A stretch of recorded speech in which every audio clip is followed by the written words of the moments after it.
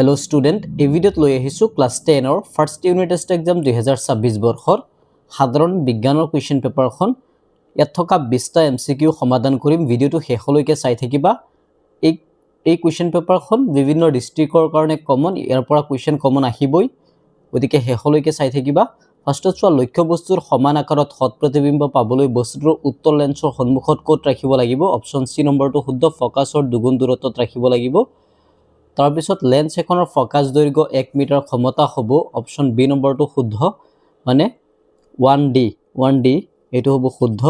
তাৰ পিছত বায়ুত পোহৰৰ দ্ৰুতি হৈছে, অপচন এ নম্বৰটো শুদ্ধ, অপচন এ নম্বৰটো শুদ্ধ। আটাইতকৈ বেছি প্ৰতিসৰণাংক মাধ্যম হ'ল, আটাইতকৈ বেছি প্ৰতিসৰণাংক মাধ্যম হৈছে পানী, অপচনটো ভুল আছে, ইয়াত হীৰা বুলি দিয়া আছে। নেক্সট, পোহৰৰ সকলো প্ৰতিফলনৰ বাবে আপতন কোণ আৰু প্ৰতিফলন কোণ সমান, এটো হৈছে সত্য। তাৰ পিছত পোহৰৰ সকলো প্ৰতিসৰণৰ বাবে আপতন কোণ আৰু প্ৰতিসৰণ কোণ সমান, এটো হৈছে অসত্য, গতিকে অপচন সি নম্বৰটো শুদ্ধ হ'ব, এ সত্য আৰু আৰ অসত্য। তাৰ পিছত লেন্সৰ সমীকৰণটো কি? অপচন এ নম্বৰটো শুদ্ধ, অপচন এ নম্বৰটো এটো শুদ্ধ।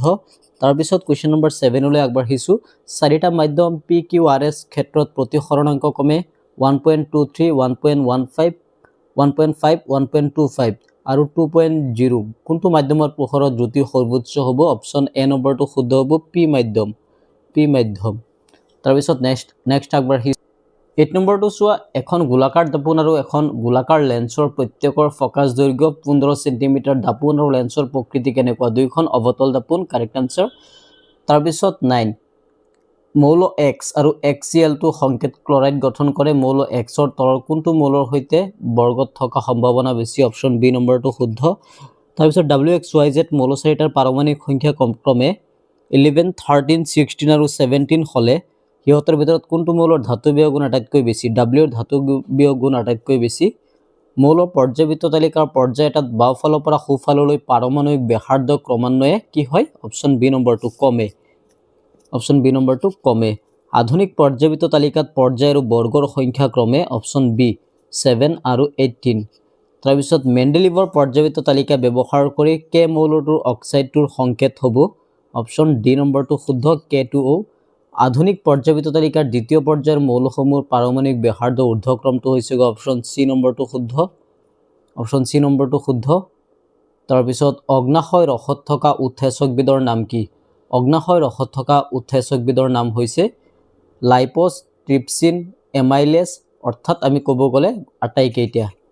নেক্সট চোৱা, খাদ্যৰ শৰ্কৰা, প্ৰটিন, চৰ্বিসমূহ সম্পূৰ্ণৰূপে পচন হোৱা অংশটোৰ নাম হৈছে ক্ষুদ্ৰান্ত।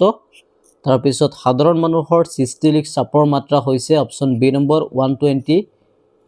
তাৰ পিছত পাইৰুভেট অণু ভাঙি CO2 পানী আৰু শক্তি উৎপন্ন হোৱা বিক্ৰিয়াটো সম্পাদিত হয় ক'ত? অপচন চি নম্বৰ মাইট্ৰকেণ্ডিয়াত সম্পাদিত হয়। স্বপোষী আৰু পৰিপুষ্টিৰ প্ৰয়োজন হয় ওপৰৰ আটাইকেইটাতে স্বপোষী আৰু পৰিপুষ্টিৰ প্ৰয়োজন হয়।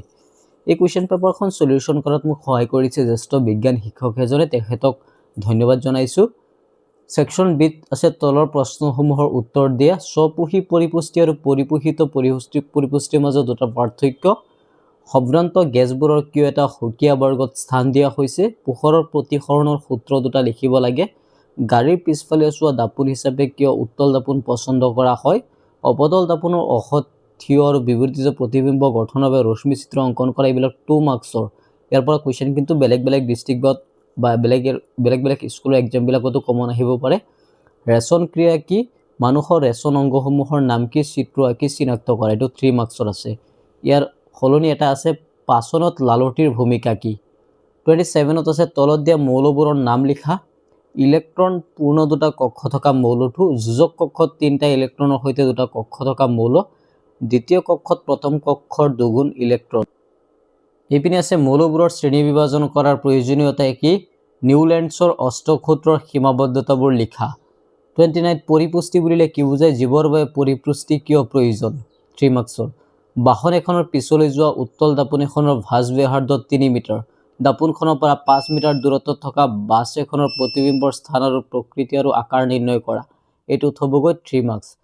আৰু লাষ্টত প্ৰেক্টিকেলত আছে 5 মাৰ্কছ। গতিকে পেপাৰখন ইয়াতে সামৰিছোঁ। ভিডিঅ'টো শেষলৈ চোৱাৰ বাবে সকলোৰে ধন্যবাদ থাকিল অহা কাইলৈ সেম তোমালোকৰ কাৰণে সমাজ বিজ্ঞানৰ কুৱেশ্যন পেপাৰ লৈ আহিম আশা কৰোঁ সেই ভিডিঅ'টো চাবা বুলি ধন্যবাদ